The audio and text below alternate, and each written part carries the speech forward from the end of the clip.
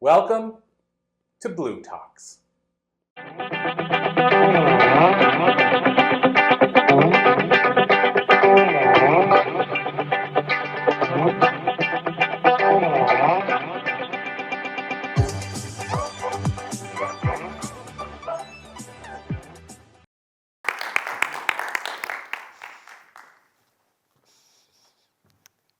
Good morning, everybody, and thank you, Cambridge University. It's a pleasure to be here.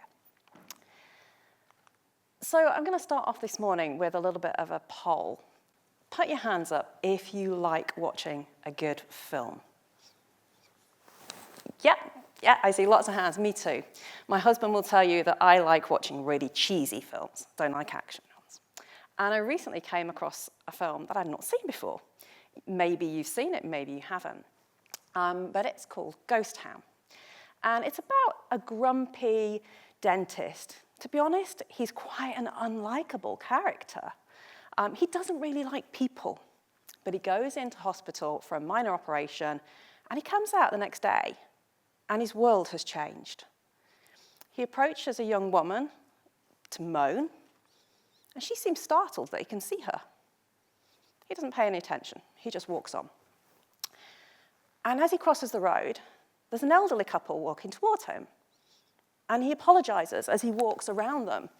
And they seem rather startled too. And what he doesn't realize is, whilst he was in surgery, his heart stopped. Technically, for a moment, he was dead. And from that moment forwards, he can communicate with the dead. He sees them, and he can talk to them. Now, this is a guy that doesn't even like talking to people. So he's not too keen on the idea of talking to dead people. But before he knows it, there's a whole herd of ghosts following him down the road saying, "I need you to speak for me." And I know that we've got some mediums in the room this morning that will probably really resonate with. Why am I telling you this? Well, I help professional women to step out of the spiritual closet. My name's Helen Hardware, and I'm a confidence and spirituality coach that helps with professional women to overcome their fears of worrying what other people are going to think, so that they can step out of the spiritual closet and fulfill what their soul is calling them to do. But it wasn't always this way. My first career was as a lawyer. I'll be honest, I had crippling imposter syndrome. I was constantly worried that I would make a mistake. I was constantly worried what other people would think. And I had a deep down belief that people like me from a very working class British background didn't become lawyers. I left that career after just 15 months. Some would say I ran from it. And I joined the financial services industry. But I spent the next 20 years of my career working with logic, with left brain, with policies, regulations, and spreadsheets, very much bogged down in the mainstream world. But underneath all of that, there was this little voice calling out to me that was telling me that there was more to the world than we could see, and there was more to the world than I was allowing myself to experience. So in the way that the universe works, it started to send me signs. And the first sign came in my late 20s when I was incredibly stressed at work, and somebody suggested that maybe meditation would help. And I was quite dismissive. I was a person that was always on the go, found it difficult to switch my mind off. So I wasn't somebody that was going to find meditation easy. But I was running out of options, and I needed to do something. So I signed up for a meditation class. And I sat there in the room, a whole group of us in a big circle. And you could smell the sage in the room where it had been cleansed. And I closed my eyes. And as I closed my eyes, I had this amazing sense of a presence, of a being. And this being was walking between each of us in the room, almost touching each one. And I opened my eyes because I wanted to know what it was. And there in front of me was the most incredible being I'd ever seen. There in front of me was a 7-foot angel. He was translucent. I could see straight through him. But I had shivers. I was petrified at the same time. So I closed my eyes quickly because I didn't know what else to do. And I quickly forgot about it. I dismissed it. I told myself I'd imagined it. Nobody sees angels. But those signs came again. Another day, I was going through a relationship breakup. I was heartbroken. And I felt this angelic presence come and lay down on the bed beside me and hold me and wrap his wings around me. And for the first time in days, I fell asleep. On another occasion, I was meditating at home, and a voice popped into my head. And it said, "You are enough." Now, it's my voice in my head, but I wasn't the one thinking it. I didn't tell anybody about these experiences because, let's face it, if you're hearing voices in your head, it usually results with men with white coats coming and taking you away. So I figured that most people wouldn't understand. But I also worried that people would think I was crazy and that it would undermine who I was. So I just kept these things quiet. But the way the universe works is it sends us signs, and they start off as those little whispers. And if we don't listen to the whispers, then it gives us a little tap on the shoulder. And if we don't listen to the tap on the shoulder, eventually it will shake our shoulders and kind of catch our attention.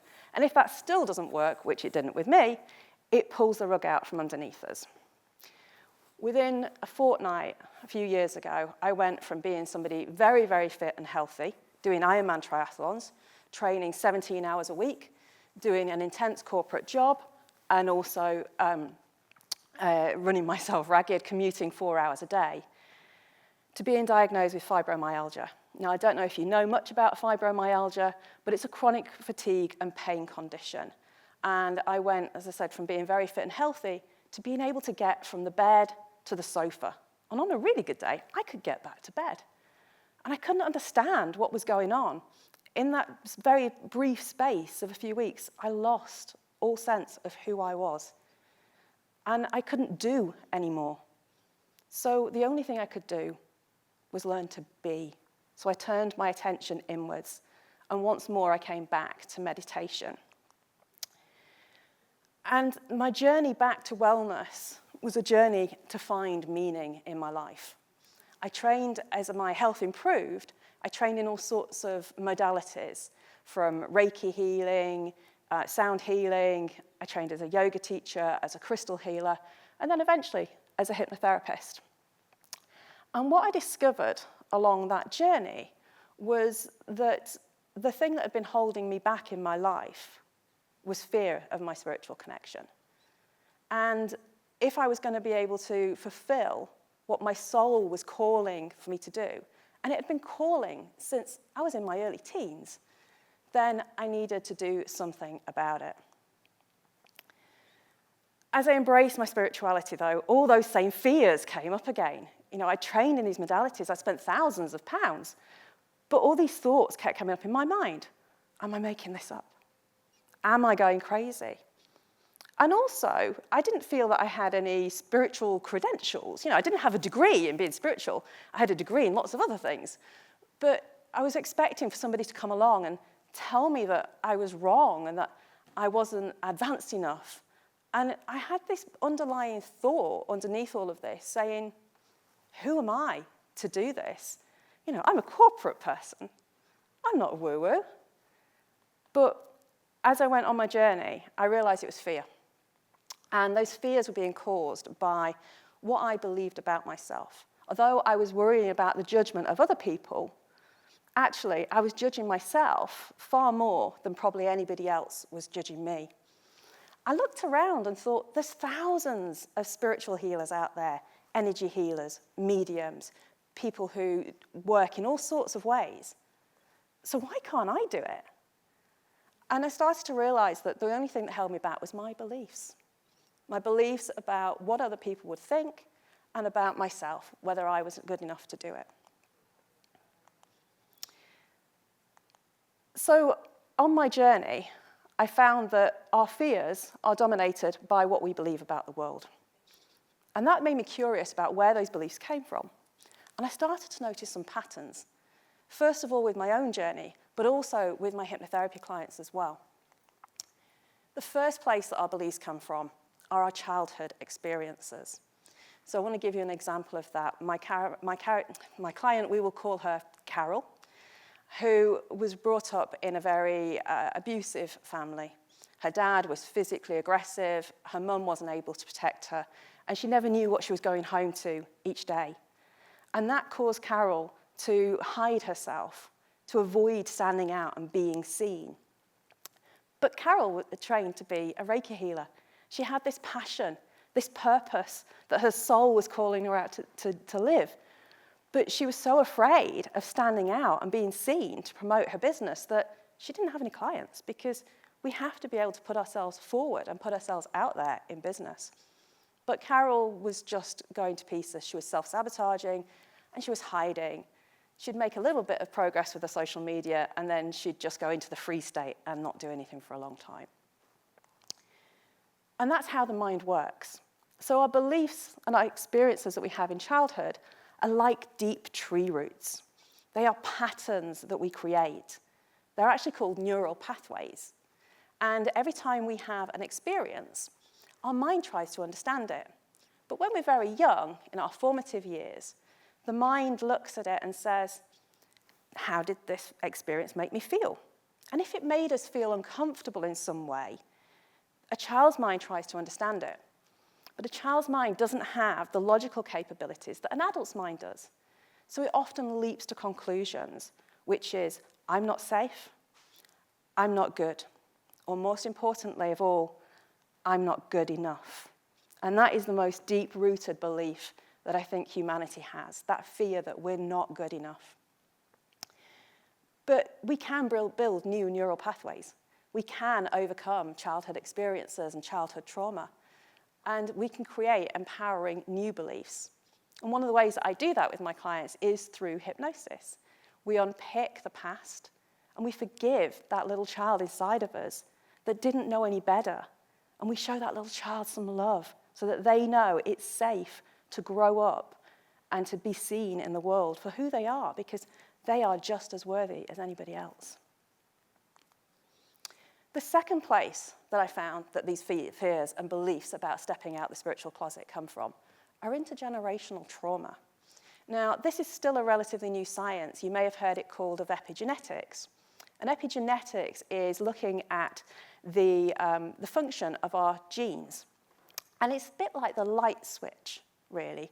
Genes are not something that we are predetermined to experience something just because we have a gene for it. Now, you've probably seen in the media about Angelina Jolie having a mastectomy because she carries the gene that may mean she's more susceptible to breast cancer. But epigenetics is finding that just because we have a gene doesn't mean that we will necessarily turn it on. Now, what it also means is that historic trauma, way, way back in our ancestries, long before anything you may even know about happens, can leave a genetic marker on our DNA that we can inherit. And from a spiritual perspective, if you had a great-great-grandmother who was a medium, she's still maybe carrying those fears about sharing her gifts. If she was shut down and dismissed and not listened to, you may have inherited her fear without realizing it's not yours. And that's exactly what happened to my client, Giselle. Giselle was a very capable woman. She'd got master's degrees in all sorts of things, and she had a dream. She had a calling. She knew exactly what she was wanting to be doing with her life. But she'd had a bad experience in network marketing, and it put her off wanting to follow her soul calling. So she was procrastinating. She was self-sabotaging. But when we went back and healed, what we actually found was an ancestor who had been involved in prohibition. She'd been persecuted, particularly around men, because women weren't meant to be involved in business, or certainly not business involved in alcohol or liquor. And that same fear was impacting my client, Giselle, today.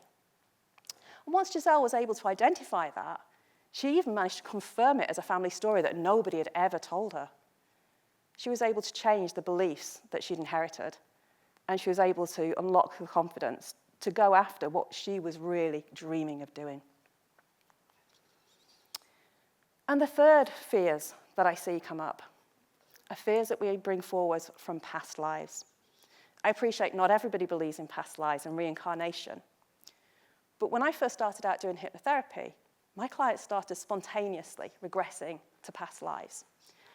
And though what we discovered was if you've experienced a traumatic event at a soul level in a previous lifetime, it may be something that you haven't energetically discharged, and you can carry it forwards from lifetime to lifetime. Just like my client, Anne. Now, Anne went back to a past life where she was the wife of a Greek fisherman. She lived a life with her family on the shore while her husband was at sea. But Anne had a secret. Anne could talk to dead people. And when her husband came home and discovered that Anne had got a little side business going, she was making money for herself, and she was quite independent, her husband didn't like that, and he beat her. So from that moment forward, Anne was carrying that soul memory that it wasn't safe to be spiritual, it wasn't safe to communicate. Now in this life, Anne is a medium. She speaks to the deceased and she speaks to angels.